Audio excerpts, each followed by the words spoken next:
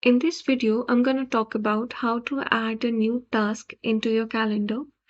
So go to the planner over here, click to the plus icon, create a title like physics test, add a description if there is any. You can customize the color from here. I would select pink. Select the starting date, which is 25th, and an ending date, which is 26th.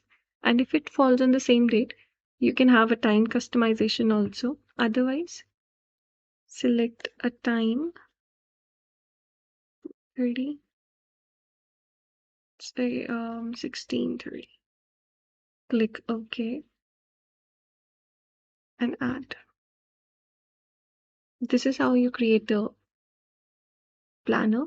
Hope you enjoyed this video.